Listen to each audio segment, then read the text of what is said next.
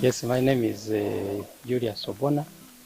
I work with Uganda Wildlife Authority as the Warden, Law Enforcement and Security for Queen Elizabeth National Park. Yeah, as a person in charge of law enforcement, we are not only concerned with enforcing the law inside the park, but we also ensure that we respond to issues of human-wildlife conflict. And these days, actually, we prefer calling it human-wildlife relations other than conflict. Yeah, because we can't avoid interactions between wildlife and human beings. So what we do is that as the park, we have got a number of interventions that we have put in place. One, we are doing electric fence to ensure that we fence the national park, especially we are dealing with areas which are prone, where we have got a lot of animals crossing out and raiding crops for the communities. So once this fence is done, we are hopeful that they will stop these animals from crossing and destroying crops for the communities.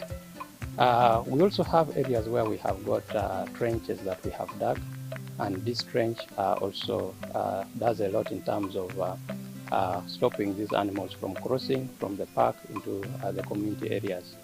We also do physical response by sending our staff who do scare shooting to scare away these animals once they have crossed into the communities and they are causing threats to the communities and their properties. So we also do sensitization. We sensitize communities on how they can live amidst these animals, how they can ensure that they interact with these animals without negative impacts on both sides. So we do a lot of community sensitization. We sensitize them so that once these animals have crossed into the community areas, they're also able to inform us so that we can respond in time to ensure that we save their crops so that they are not damaged. So basically those were the things that we do. We work in partnership with the various stakeholders, including other stakeholders in security, the UPDF, the police, to ensure that we protect the crops of the communities. And for those that are probably injured, when we get information, we give a hand. We go, we ensure that they are taken to the hospital and they get the proper medication. So that's how we have been able to build a strong relationship between Queen Elizabeth National Park and the communities that are surrounding the protected area. Poaching poses a serious challenge to conservation, and as law enforcement, we ensure that those involved in poaching, first of all, are apprehended. Once they are apprehended, the matter is investigated, this person is taken to police, and then the court process is gone through. And where a person is found guilty by court, definitely he will face the penalties that is given by the court.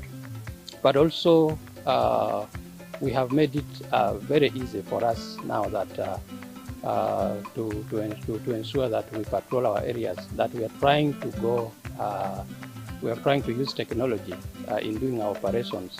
So we do not only rely on foot patrols by our rangers, but we have also brought in now the drone technology where we are able to patrol quite a big chunk of area within a few period of time.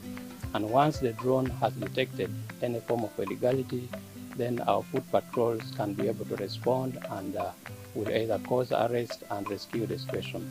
So as law enforcement, we work as units. We have got quite a number of units that work together. We have got the operation units that deals with the conducting of operations. We have got our intelligence units that ensure that they gather enough information from surrounding areas and also within the protected areas, which information we are then able to use them to deploy our patrol teams that will respond depending on actionable intelligence information that we have received. We also have the investigations unit this unit, once suspects have been apprehended, once we have information about probably suspected wildlife products in a place, the investigations unit will take over this matter. They investigate this matter, and once there is sufficient evidence, then arrests are caused. And once arrests are caused, probably a search is made jointly with the police, and the matter still ends up in court. We also have the prosecution unit that help us prosecute these offenders. Once the files have been completed and have gone through the necessary processes of investigations, of sanctioning by the Director of Public Prosecution, and then it goes to court. So we have the prosecution unit that helps us to prosecute these offenders. And that way we have been able to go through our mandate of ensuring that we conserve, of ensuring that those people who conflict with the law are brought to book. Following the incident that occurred last year on the 17th of October, we have put in quite a number of strategies that we are implementing to ensure that a repeat of such kind of thing doesn't occur again. We assure our visitors that for now Queen Elizabeth National Park is very safe and very secure. We have got quite a number of security personnel that have been deployed in the park, and we work hand in hand with them. You might not see their presence sometimes because they are normally in the field doing patrols, doing operations, strategically deployed. But we have made use of these people. Quite a number of them have been deployed to ensure that we are secure. We have just, as I said before, we have also brought on board that drone technology that we use to ensure that wherever our visitors are, wherever they will be going, we scan the area to ensure that we deal with any kind of suspicious activity within the area before our visitors can get there. This park is unique in a way that it is a park with quite a lot of public roads crisscrossing through the park. And because these are public roads, you can't stop people from accessing these roads. And this does not only bring in people who have good intentions, but also people with bad intentions who would want to use the public road as a cover and later on move into the park and cause harms to these animals. We've got communities that are staying within the protected area. The park has about 11 enclaves, precinct villages, and some of these have now transformed into town council. And these ones poses quite a number of threats to conservation. But however, being a biosphere reserve, this is a unique protected area where humans are supposed to coexist with the wildlife. However, what is important now is how do we remedy some of these challenges. My name is Masereka Sylvester. I work with the Queen Elizabeth National Park as the Assistant Warden Community Conservation, but also in charge of human-wildlife relations. And I take this opportunity to welcome a team from UPC to come and look at what we do with the communities. And the Queen Elizabeth National Park is actually a large area. The size of the area is over 2,400 square kilometers, and we have 80 districts where we operate. So it's a very large area, and we have been having a challenge of human-wildlife conflicts, whereby communities and wild animals interface and they cause certain conflicts. And in addressing these conflicts, as Queen Elizabeth National Park, we have a number of interventions. We have beekeeping as an intervention to chase away some of these animals. We have community wildlife scouts. We have trenches and many others. And we kept looking around at how we can have a permanent solution to this until we came up to electric fencing, which we have right away from here. And so far we have faced about 65 kilometers of this park. And our target is to face off all the fenceable areas by electric fencing so that the wild animals can remain in the park and the communities can remain outside. Before we started this electric fencing, of course there were so many complaints from communities. People were complaining all over, and the complaints could not stop here. They could reach up there until they were listened to, and there was soliciting of funds to construct the electric fence. And of course, on daily basis, we collect data whereby wild animals have reached communities, destroying their property. We do collect that data. And when we are starting this project of electric fencing, we had to look at those hot spots. They are the ones we started with. And one of them is this Chikorongo, where we are right now. And we have first off an area of over 40 kilometers within Kasese district. Before we applied this technology of electric fencing, several studies were made, and there were several benchmarking exercises to other countries where this kind of activity had started before.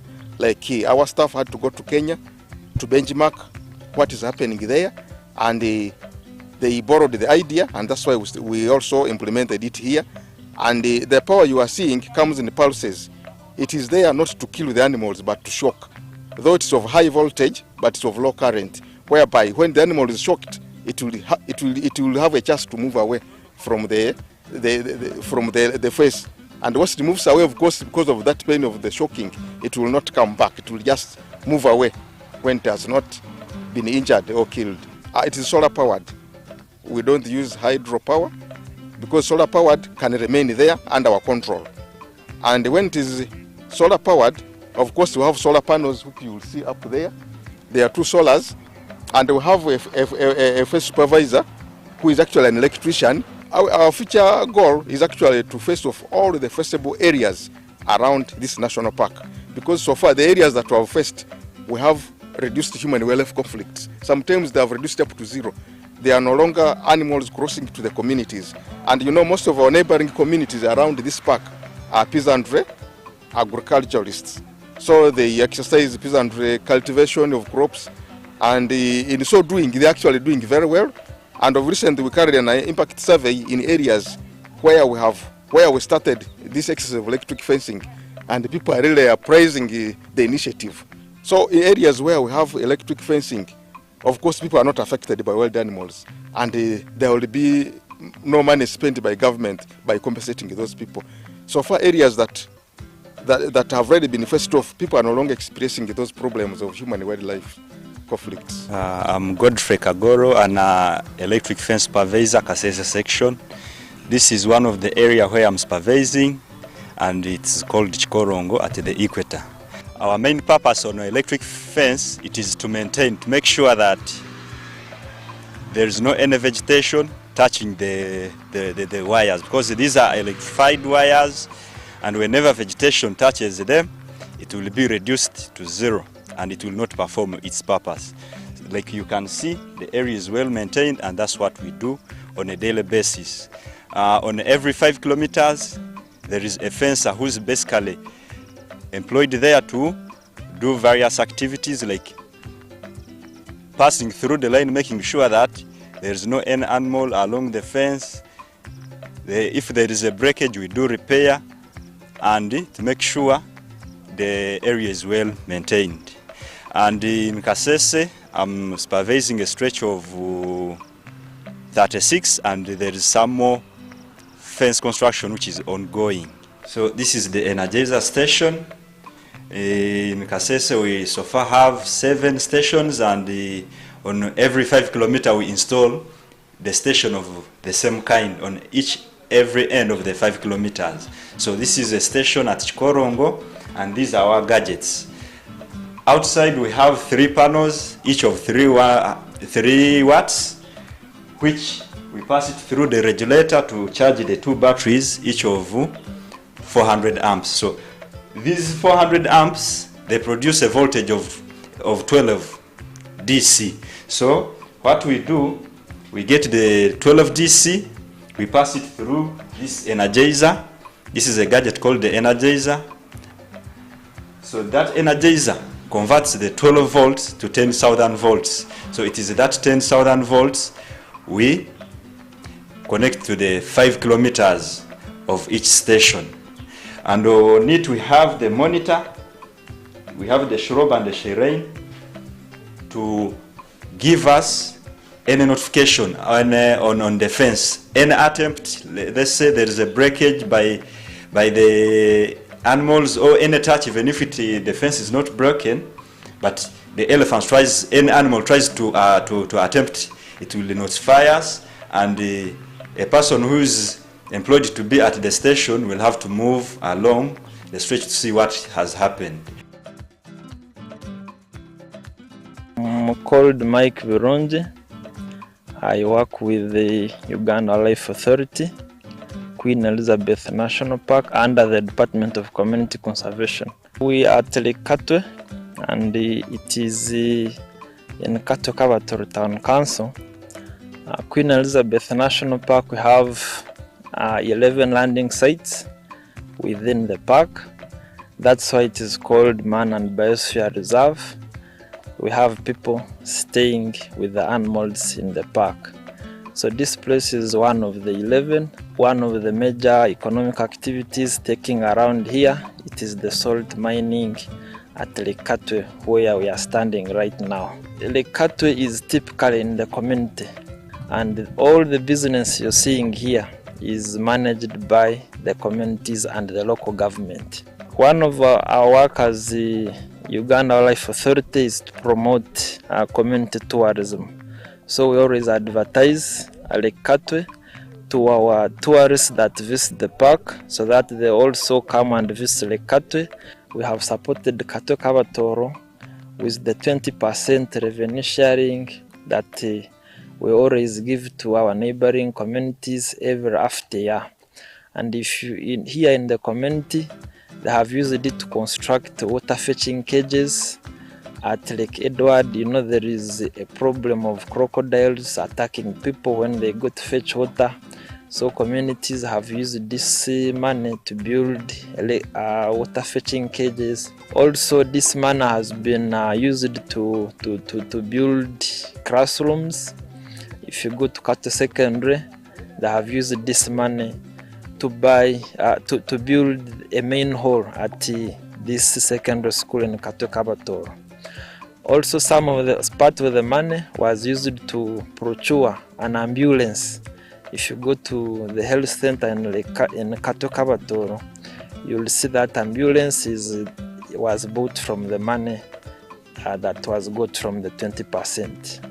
Yeah, we are doing very many things in the community. We are doing very many things. Nicholas Kagongo are my names, and I work for Kato Ecotourism Information Center. This is one of the biggest salt lake in Uganda, and it's one of the oldest industry in Africa which is still surviving. Mining salt on this lake dates back around mid 1400 up to the present day. And this is a very big industry that employs over 5,000 people. These are created man-made salt pans, and each salt pan that you see here is owned by a family. A family owns a salt pan here for lifetime. Life is present within the salt water. There are some aquatic insects that can really survive within this salt water, which is highly concentrated. And we have some low plants like the green algae that attracts flamingos here. For example, you've seen flamingos that come from Lake Natron in Tanzania, where they breed from, and Lake Nakuru in Kenya, to Lake Munyanyange in Uganda, and Lake Katwe in Uganda. They just come here in search of food, in search of good weather through that mating season. This lake is one of the unique tourist attraction in Western Uganda and even in Uganda, because it's quite unique. There's no anywhere in Uganda where you just go and find when people are extracting salt like the way you've seen the women. So I'm appealing to the government and the local community and the stakeholders to come together to see how best we are saving this lake. This is Lake Edward. So the community of Kato Kabatoro, they get water from the same lake. So we had the cases of crocodiles attacking these people who come to fetch water here. So from the revenue sharing money, the communities here, they use that money to put up these water fetching cages. Like you can see, they cage a small area. People come and they enter in the caged area. That's where they fetch water. And when you're inside there, you're safe from the crocodiles. I'm one of the members of Chipaka Chiruk Problem Animal Control Association. We are members who are adding value to our products from bees. Uganda Wildlife took us to Mwea and trained us in making this. Here we are making candle out of beeswax. We are making jelly from beeswax, and in addition to that, we are making liquid soap for our personal use and for income generating activity. We received some money and we trained the CRM groups. These are collaborative resource management groups around the park, and we trained more than 30 groups. We received around more than 300 beehives, modern beehives, and we gave them to the communities. We have given out more than 30 tanks to the communities in areas where we see they have problems of water. Queen Elizabeth National Park, 45% of the park is eaten up by the invasives, and we have got money from World Bank, and we are using communities from around and within the park to eradicate, to cut this invasive species manually. I'm George Havasa, and Research and Monitoring Department. I've been in an organization for the last 12 years. What we are doing now, as you see the communities, they are removing the invasive species. And why is that the invasives have been too much in the park, and that has caused the animals to get squeezed and fail to get enough breeding space, feeding space, and that has increased the human-wide conflicts, whereby like elephants, they have just increased in number, and because the feeding space is very small because of the invasives, they've moved outside, thus causing the human-wide conflicts. So that's why we are trying to remove the invasives, so as we may create more space for the feeding space for the animals. Invasives in layman's language, those are unwanted plants that have been not here before, and the park is a savanna, but they have been incoming. So that's what we call invasives, unwanted plants. This is sponsored by World Bank. So what we do, the World Bank releases money, then as the park contracts a person, that is, it writes a memorandum of understanding or an agreement between one person who will be the chairperson of the group. Then that person looks for the workers to come and do the work. So in an agreement, what we agree upon is we give you money and we say per acre is the amount of money. Then after uprooting, it is either if you feel like you need firewood, you take it, because for us we want to see the land clear. Because in our agreement is after uprooting everything, you are supposed to burn. I think you've passed by all over seeing people burning. But when the contractor feels like needs firewood, then they are free to take the firewood. But for us, our main point is to see that the unwanted plants are removed and burnt. We've actually got the recoming of animals, mostly elephants, the waterbucks, the hippos. Even now I've passed one of the hippo feeding at the moment. So there is a great improvement that we are bringing back the animals after the controlling of invasives.